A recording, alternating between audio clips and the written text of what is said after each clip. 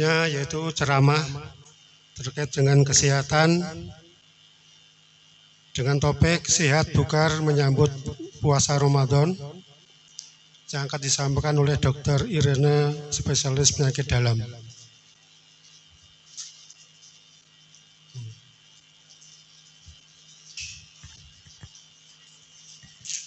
Assalamualaikum warahmatullahi wabarakatuh.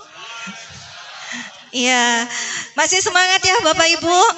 Alhamdulillah, selamat buat Bapak Dwi Dwi Kusnanto atas jabatannya sebagai ketua baru ya. Dan selamat juga kepada Bapak Soeharto sebagai Dewan Penasehat yang baru. Ya, semoga paguyuban ini semakin berjaya ya dan para anggotanya sehat semuanya. Sebelum kami menghadirkan Dr. Iren, spesialis penyakit dalam untuk memberikan tips-tips kepada Bapak Ibu karena sebentar lagi mau menghadapi bulan puasa gitu ya. Jadi nanti apa sih yang harus dipersiapkan gitu. Nah, sebelumnya perkenalkan saya dengan Mary dari tim pemasaran Rumah Sakit Manyar Medical Center. Apakah sudah banyak yang tahu tentang Rumah Sakit Manyar Medical Center? Belum. Dulu kami berdiri tahun 2010 itu dengan nama Rumah Sakit Bedah. Mungkin sudah tahu? Nah, kalau Rumah Sakit Bedah tahu ya. Jadi tahun 2010 itu kami berdiri dengan nama Rumah Sakit Bedah. Jadi khusus bedah gitu ya. Tapi di tahun 2018 berubah, bukan lagi spesialis, maksudnya bukan cuma menangani pasien bedah saja, tapi sudah menjadi rumah sakit umum. Namanya jadi Rumah Sakit Manyar Medical Center. Tetapi dengan spesialisnya atau keunggulannya adalah tetap di bedah, seperti itu, gitu ya. Baik, kalau nggak kenal kan nggak sayang katanya gitu kan. Jadi kita kenalan dan mohon izin nanti kepada Bapak Ketua yang baru mungkin bisa diadakan rutin Pak pertemuan seperti ini, mengundang Rumah Sakit Manyar Medical Center Pak, gitu ya. Terus kalau ada acara-acara mungkin bakti sosial atau apa itu bisa berkolaborasi juga dengan kami siap support untuk Bapak Ibu semua di sini. Baik, tanpa berpanjang waktu ya, saya panggilkan nih narasumber kita hari ini yang cantik luar biasa. Gitu. Kita kasih aplaus yang sangat meriah untuk Dr. Iren Saveria.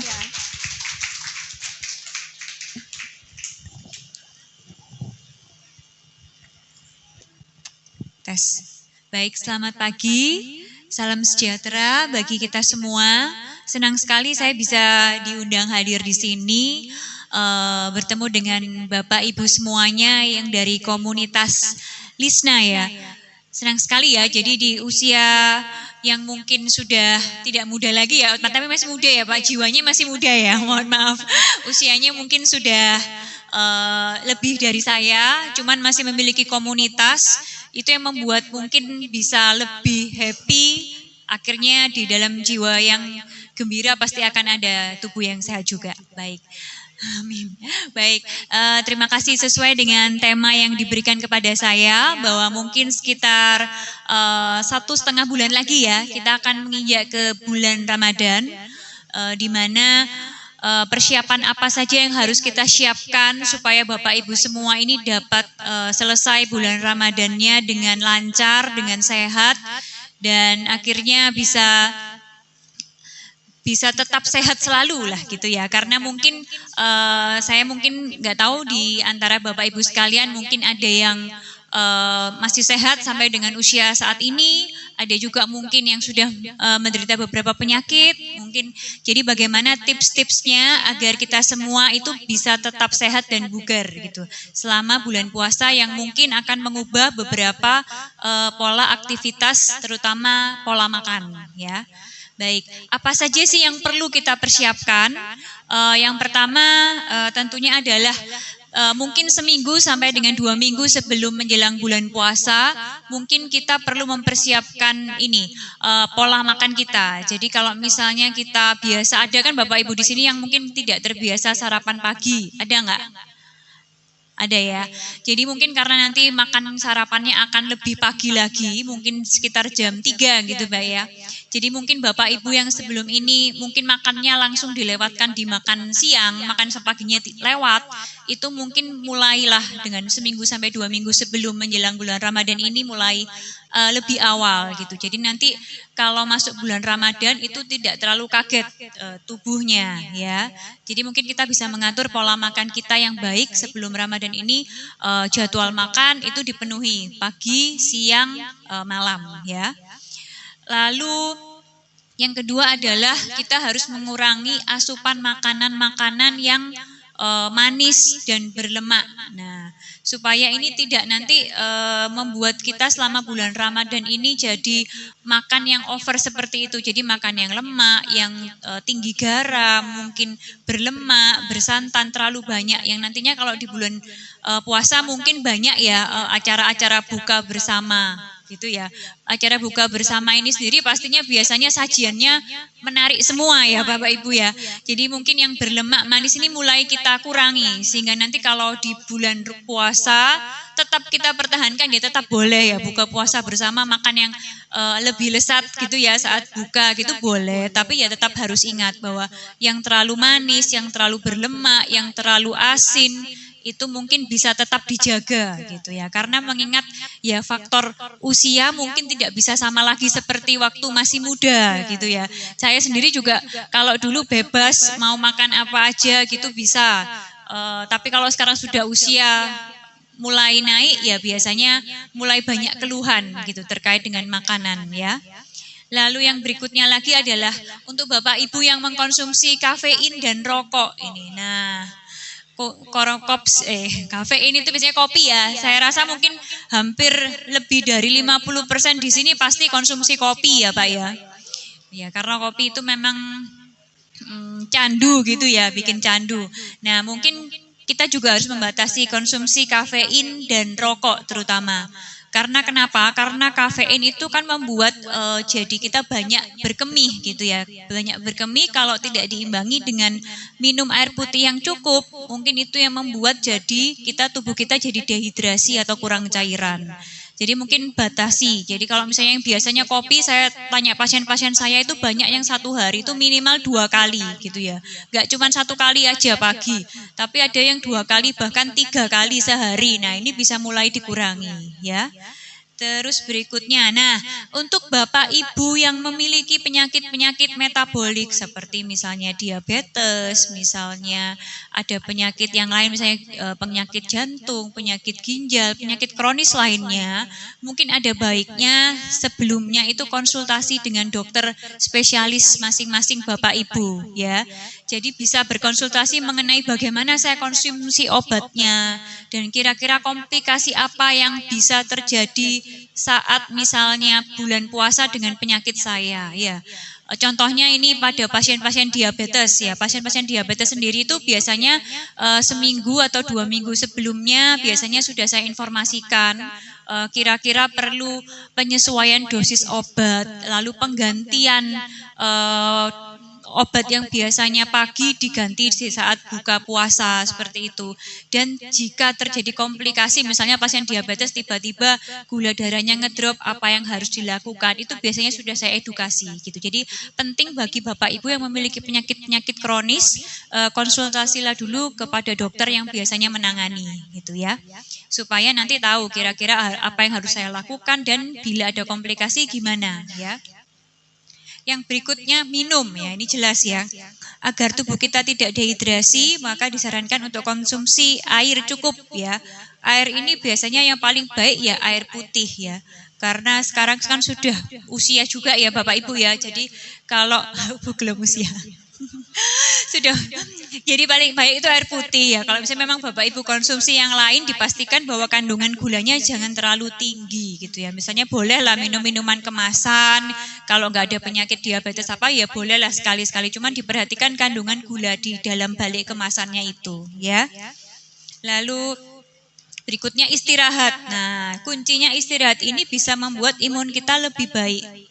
Jadi kalau istirahat cukup, paling enggak mungkin kalau sudah usia, mungkin tidur memang tidak bisa panjang seperti dulu muda ya.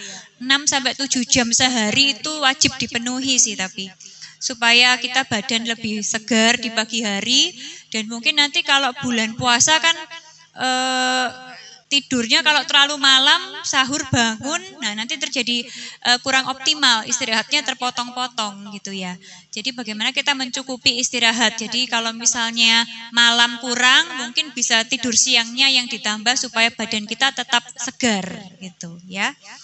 Lalu olahraga. Lah, olahraga ini juga harus dilakukan Bapak Ibu ya. Di sini Bapak Ibu masih aktif berolahraga atau sudah tidak berolahraga karena misalnya memiliki penyakit-penyakit tertentu atau memang tidak terbiasa berolahraga, saya tanya. Masih, oh senang sekali ya jawabannya ya. Jadi masih berolahraga, baik. Jadi olahraga ini tetap harus dilakukan ya. Nanti kalau misalnya sudah menginjak bulan puasa ya hanya saja jam olahraganya ini yang disesuaikan. Jadi paling ideal itu waktunya mungkin setelah sholat subuh atau sebelum buka puasa sore ya. Itu bisa disesuaikan ya. Paling enggak setengah jam sehari sampai 1 jam itu cukup sih Bapak Ibu ya. Yang paling gampang jogging, jalan di sekitar kompleks rumah itu sudah baik. Paling enggak ada aktivitas gerak ya. Lalu konsumsi vitamin boleh ya. Selama bulan puasa nanti mungkin kita booster dengan vitamin, konsumsi vitamin boleh. Jangan lupa tapi minum air putihnya cukup ya. Jadi walaupun bulan puasa kebutuhan air 2-2,5 liter sehari harus dipenuhi ya. Jadi bagaimana kita nanti mengatur pagi asupan cairannya berapa. Lalu setelah boleh berbuka puasa cairannya juga diusahakan 1 hari itu bisa tetap 8 gelas ya. Walaupun mungkin nanti susah ya, yang pagi jadi terlalu banyak, sedangkan yang malam jadi juga nanti terlalu banyak ya, tapi disesuaikan ya. Lalu yang terakhir mungkin ini saya himbau juga, karena sekarang ini kan juga musim penghujan dan banyak virus flu gitu ya. Jadi mungkin bagi Bapak Ibu yang sudah ada yang di atas 60 tahun mungkin ya, jadi bisa boleh sih untuk menghindari penyakit flu itu bisa vaksinasi sih untuk influenza atau vaksin pneumonia ya. Kalau vaksin influenza bisa dilakukan rutin 1 tahun sekali. Kalau vaksin pneumonia bisa dilakukan 1 kali saja kalau sudah usia di atas 60 tahun ya. Untuk menghindari kita terjangkit penyakit-penyakit infeksi yang membuat nanti saat bulan Ramadan ibadah puasa kita jadi tidak nyaman karena ada terkena penyakit. Yang paling sering kan sekarang flu ya, banyak sekali ya terjadi. Baik, itu saja yang bisa saya sampaikan gambarannya, kira-kira bagaimana kita mempersiapkan diri di bulan puasa, bagaimana kita harus tetap sehat dan bugar, sehingga nanti bisa sampai Lebaran itu puasanya selesai dengan baik ya. Sampun, saya lanjutkan saja langsung supaya langsung enak, supaya kita bisa langsung interaktif aja dengan tanya jawab ya Bapak Ibu, jadi bebas mau tanya jawab apa saja, yang bisa saya jawab nanti monggo bisa saya bantu jawab. Semoga bermanfaat. Assalamualaikum warahmatullahi wabarakatuh. Waalaikumsalam Pak. Dr. Iren, pertama usia saya 23 bulan jadi 84. 84 ya Pak, luar biasa. Jadi saya mengandung beberapa penyakit yang Ibu sebut tadi. Pertama diabetes. Kedua jantung, ketiga prostat. Nah itu bagaimana pengaturan obatnya, karena harus pagi, sore, malam. Sekarang harus pagi dan malam. Ya. Dan saya bertanya yang lain, prostat itu saya sudah bertahun-tahun Bu. Obatnya Harnal itu. Nah itu saya kadang-kadang bertanya diri sendiri, apakah bisa diberhentikan atau dikurangi? Saya kadang-kadang mengambil sikap coba-coba sendiri. Harnal itu setiap hari malam saya kasih 2 hari sekali. Kadang-kadang 3 hari, tapi dampaknya pasti ada. Itu satu masalah pengaturan obat.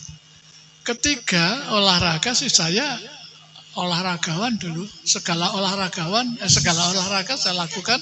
Sekarang saya olahraga ringan, gerak-gerak kaki, jinjit-jinjit, pernafasan, ya yang berhubungan dengan olahraga ringan. Mohon informasi kejelasan seperti yang kami mohonkan, terutama pengaturan obat seperti Harnal tadi saya sudah bertahun-tahun Bu. Rasanya bosan gitu loh. Ya, baik, terima kasih Bapak. Pertanyaannya sangat mungkin berguna bagi kita semua juga ya. Jadi Bapak biasanya berobat di dokter PLN ya Pak ya? Oh, dokter keluarganya PLN gitu nggih mawon. Baik, jadi untuk penyakit diabetes sendiri obatnya mungkin ada berapa Pak? Saya tanya. 3, apa saja?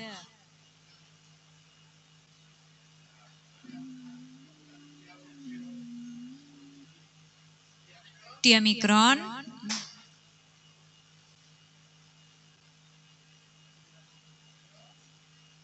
metformin mungkin, metformin, apa Galvus, bukan?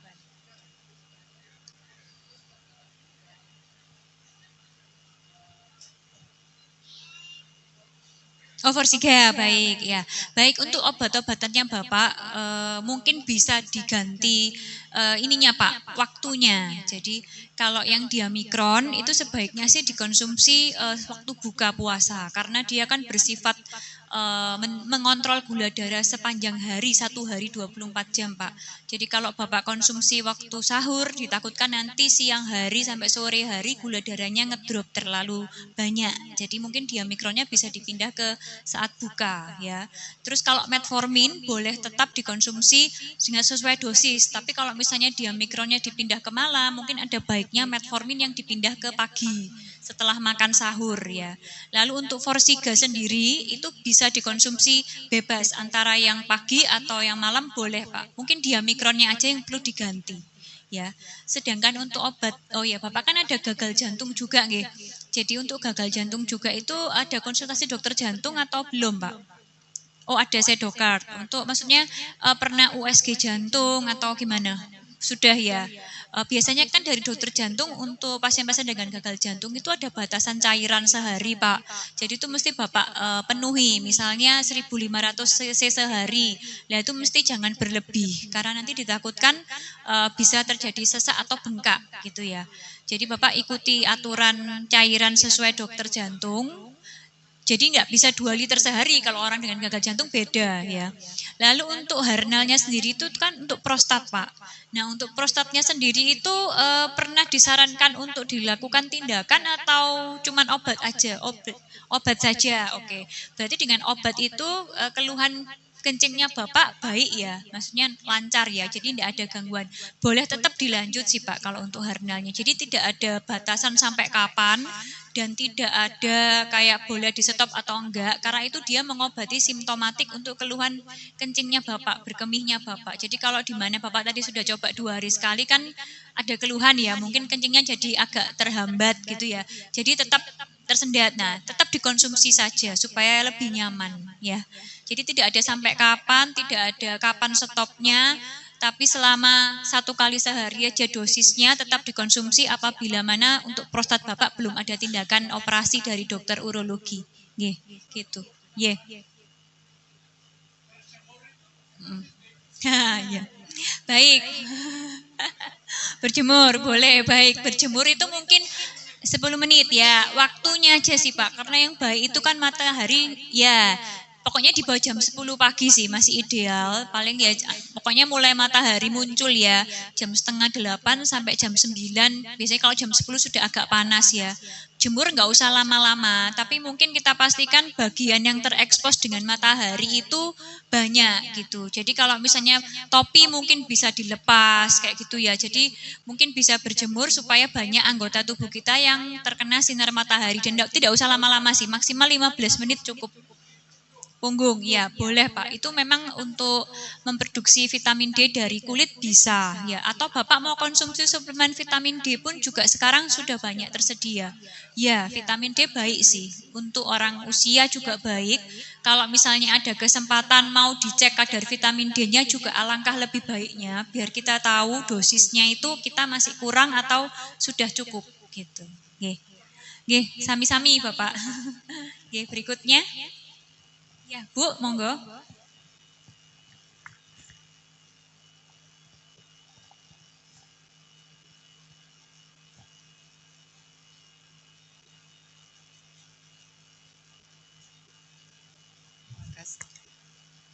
Nggih. Terima Dengan kasih Bu Ibu Dokter. siapa? Bu Yahya. Bu Yahya, nggih Bu Yahya. Terima kasih Bu Dokter. Tadi kan ada vaksin pneumonia. Untuk kita cukup 1 kali saja. Cuman sebelum vaksin apakah perlu pemeriksaan darah dulu atau bagaimana? Itu pertanyaan yang pertama. Yang kedua, untuk usia yang anak gitu ya, sekitar 40 atau berapa? 40. Vaksinnya itu berapa sekali? Berapa periode sekali? Terima kasih. Baik, baik Bu Yahya, untuk vaksin pneumonia sendiri untuk lansia di atas 60 tahun atau misalnya lansia dengan penyakit komorbid ya, di atas 60 tahun memang cukup 1 kali. Kalau untuk pemeriksaan apa yang harus saya lakukan, yang penting Ibu misalnya tidak ada penyakit komorbid apapun ya Bu ya, sehat ya, intinya selama ini sering medical check up gitu baik ya. Kalau tidak ada penyakit tertentu ya asalkan Ibu tidak ada keluhan, badannya fit, bisa langsung vaksin sih. Sedangkan untuk dewasa usia 40 tahun itu bisa diulang 5 tahun setelahnya sih Bu. Jadi 5 tahun setelah vaksin pertama itu bisa diulang. Kan sekarang jenis vaksin pneumonia itu beberapa ya Bu ya. Jadi ada yang PCV 13 yang mengcover 13 jenis virus pneumonia, ada juga yang PPSV 23. Nah, itu bisa lebih coverannya banyak gitu. Jadi mungkin kalau misalnya sudah pernah vaksin, mungkin 5 tahun setelahnya kalau mau booster bisa sih Bu. Tapi kalau lansia sebenarnya 1 kali aja cukup sih. Oh iya, itu tidak mempengaruhi sih kalau kolesterol aja, nggak apa-apa, boleh. Tidak ada pemeriksaan apa dulu gitu, nggak ada. Boleh langsung. Iya, sama-sama Bu. Nggih, Bu, silahkan.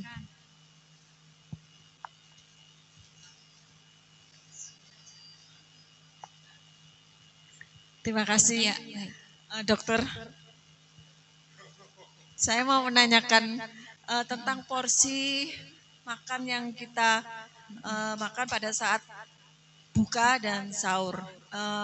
Biasanya umumnya ya, yang buka itu porsinya atau menu atau asupan gizinya lebih bagus daripada sahurnya ya. Kadang itu sahurnya ala kadarnya ya. Bisa makannya juga bisa cepat-cepat atau ini kadang umumnya ya.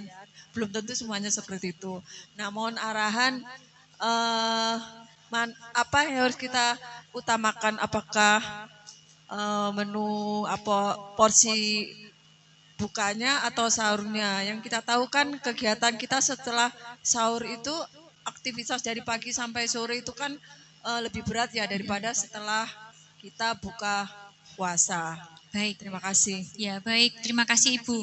Jadi memang benar ya, mungkin kalau sahur itu menyiapkannya kan ngantuk Bu ya, mungkin ala kadarnya. Atau misalnya yang makanan sisa dari kemarin malam mungkin bisa dipakai untuk pagi gitu ya Bu ya. Jadi mungkin ala kadarnya, memang biasanya seperti itu ya. Yang boleh ya tetap sebenarnya porsinya harus tetap cukup sih Bu. Karena kan untuk yang sahur ini makanannya berguna untuk memenuhi kebutuhan tubuh sepanjang hari sampai nanti buka gitu ya. Jadi ya yang ideal itu kalau misalnya kita punya piring itu kita bagi menjadi 4 gitu ya. Jadi tetap karbohidratnya yang separuh, terus seperempatnya itu protein dan seperempatnya sayur. Jadi kalau kita punya piring itu namanya piring T, itu harus cukup sih. Jadi harus ada karbohidrat, protein dan sayuran gitu ya. Lemaknya mungkin ya bisa dibatasi. Jadi mungkin kita pilih makanan-makanan yang tidak terlalu bersantan ya, atau tidak terlalu banyak minyak, atau misalnya banyak gorengan, itu mungkin bisa kita kurangi di pagi hari ya. Untuk berbuka karena memang ini biasanya menjadi ajang kumpul-kumpul, banyak acara buka bersama, atau mungkin karena mengisi waktu ngabuburit gitu ya Bapak Ibu ya. Jadi masaknya enak-enak gitu untuk persiapan buka. Nah ini juga tetap dibatasi, jangan terlalu over gitu ya. Kalau bisa diusahakan makan dengan porsi yang cukup aja, jangan terlalu tambah-tambah gitu. Jadi tetap aja sama seperti saat buka, harusnya tetap harus ideal gitu ya. Jadi gak yang bukanya over, sedangkan yang sahurnya kurang gitu. Nanti mempengaruhi aktivitas Bapak Ibu di pagi sampai sore hari. Ya, tetap harus, cuman mungkin yang kita batasi makanan yang terlalu pedas, terlalu asam, terlalu berlemak, itu mesti dibatasi sih ya. Karena takutnya nanti kalau terlalu pedas, pas ada yang sakit lambung, pas seharian sakit gitu ya. Atau terlalu berlemak, itu juga nanti memicu kalau ada yang punya, pasti kan di sini kalau dicek kolesterolnya lebih banyak yang tinggi daripada yang normal ya. Itu nanti juga kurang baik ya, untuk tekanan darah juga ya. Jadi bisa tetap sama sih sebenarnya ya. Jadi nggak memperkecil porsi saat sahur, yang buka di lebih banyakin itu jangan sih ya. Jadi tetap harus ideal sama gitu. Baik, ada lagi mungkin Bu? Atau siapa lagi yang mau tanya? Baik, nggih, monggo Pak. Terima kasih, nama saya Pramudiono Bu. Pak Pramudyo. Kalau yang vaksin influenza tadi, ini karena kami juga pensiunan kan, itu termasuk di cover? Enggak ya, kalau tidak termasuk enggak. ya. Kalau misalnya tidak itu sampai berapa ya biayanya? Oh ya, untuk, baik. Ya. Ini kisarannya aja Ya, kisaran, Pak ya. kisaran. Kisarannya aja kalau di rumah sakit kita itu bisa, itu sekitar 350.000 ya Bu ya. 400 ya, 400.000. 400.000 ya. Itu periodenya bisa berlaku 1 tahun? Bisa, jadi bukan berarti nanti Bapak vaksin jadi tidak kena flu gitu ya Pak ya. Tapi mungkin membantu kita lebih jarang aja sih. Biasanya kalau saya sendiri memang rutin vaksin, itu biasanya yang mungkin saya sebulan 2 bulan sekali, biasanya flu itu dengan saya vaksin bisa ya 3 kali 4 kali lah setahun flu gitu loh Pak. Itu kan 1 tahun sekali ya vaksinnya. Oh, setahun sekali aja? Iya, ya, setiap tahun. Karena setiap 1 tahun itu nanti vaksinnya diperbaharui lagi. Gitu. Jadi mengapa enggak terlalu jauh jaraknya? Karena kan virus itu kan banyak jenisnya. Jadi setiap tahun itu selalu ada yang baru, ada yang baru. Gitu. Terus kemudian tentang diabetes ini. Ya. Diabetes saya memang kebetulan bukan penderita, tetapi kemudian nyonya.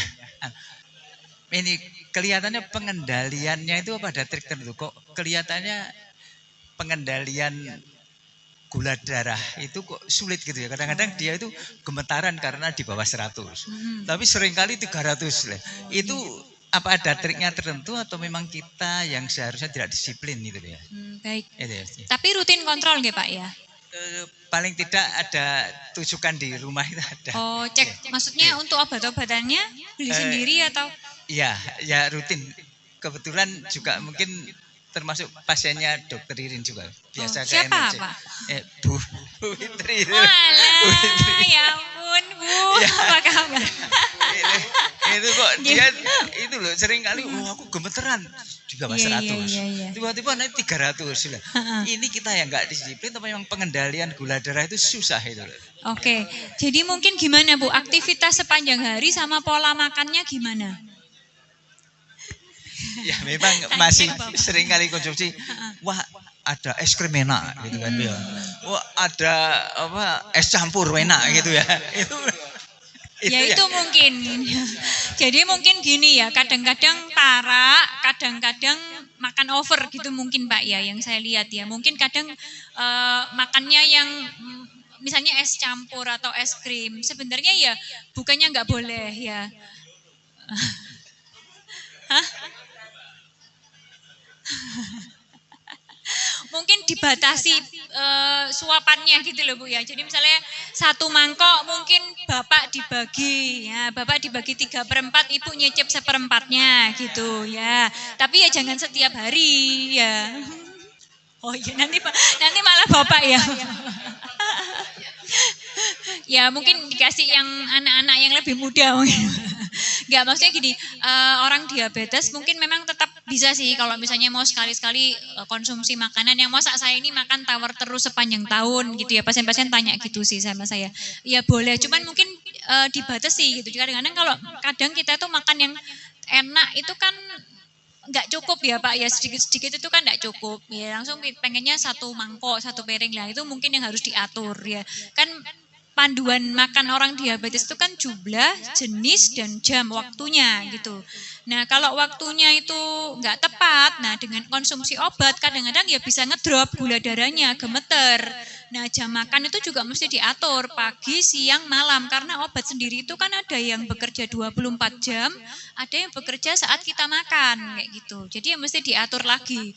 Jangan nanti kalau sudah habis makan yang terlalu manis, besoknya diet ketat gitu. Terus akhirnya minum obat, nah, akhirnya gemeter ngedrop kan gitu. Nanti pas makannya enak, wes langsung di towo-towo gitu ya Pak ya. Nah, akhirnya tinggi melonjak ya. Tetap harus stabil terus sih. Ya itu mempertahankan memang susah sih Pak kadang ya. Jadi nggak bisa stagnan terus, jalan terus itu memang agak susah sih. Jadi mesti ya niat dari diri sendiri sih. Dibantu Bapak mungkin. Baik, pasien saya ya. Ya. Sama Jadi, mertuanya sekalian ya Pak pasien saya. Oh ya, ya betul ya. Jadi memang seringkali kalau dia hobi es krim itu saya ambil dulu sebagiannya. Betul. Tapi Bapak hati-hati Pak, sekarang kan olahraga ya tetap cek berkala juga ya, karena semakin usia itu kemarin juga saya banyak sih dapat pasien-pasien yang udah usia 70-75 baru pertama kali kena diabetes gitu ya. Ya mungkin dulunya sehat terus loh, kok sekarang saya kena diabetes lah. Mungkin merasa sudah usia saya sehat terus, lalu makan berlebih akhirnya ya jadi diabetes walaupun baru mulai di usia 70, 75 kadang kayak gitu. Baik Pak. Silakan siapa lagi? Ya, silakan Pak. Saya Arif Nur Hidayat. Arif ya. Saya ini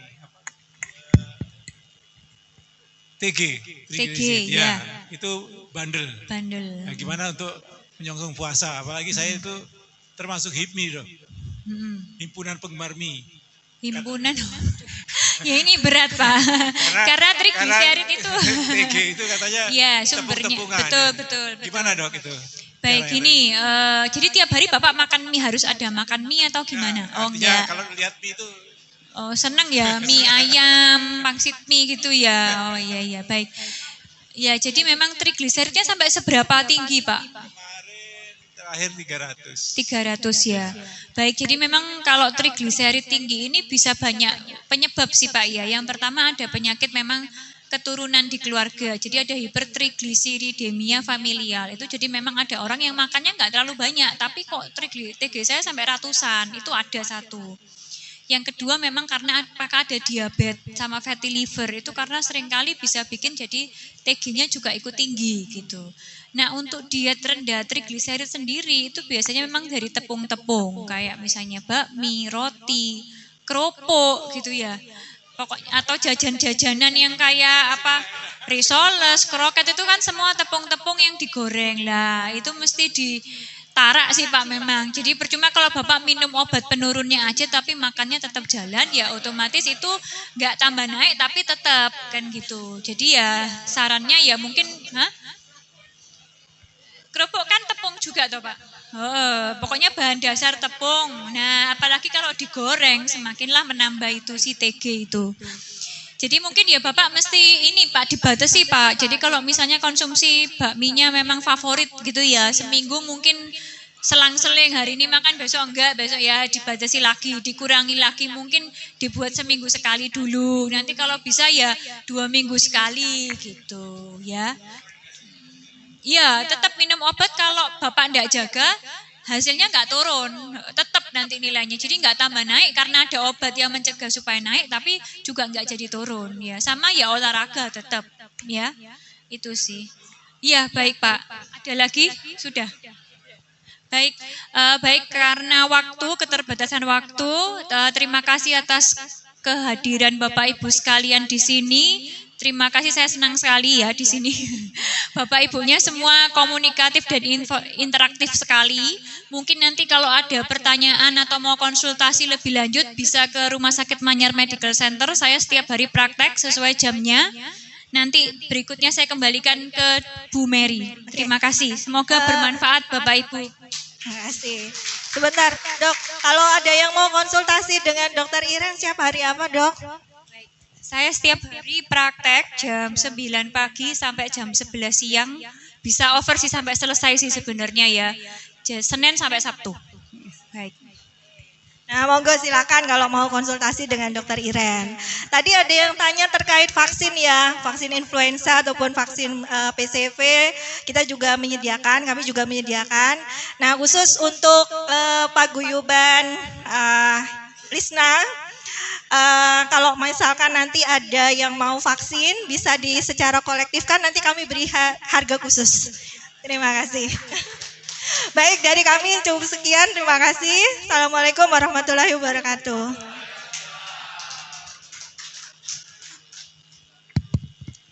Demikian tadi ceramah yang telah disampaikan Dr. Iren. Semoga apa yang telah disampaikan tadi bisa menjadi referensi kita untuk dapat melaksanakan puasa dengan sehat, bugar, dan tetap sehat sampai nanti bisa ketemu untuk pertemuan berikutnya.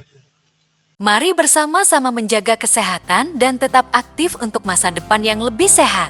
Jangan lupa like, subscribe, dan share video ini agar lebih banyak orang terinspirasi untuk hidup sehat. Terima kasih, sampai ketemu pada video berikutnya. Salam sehat dan sukses selalu.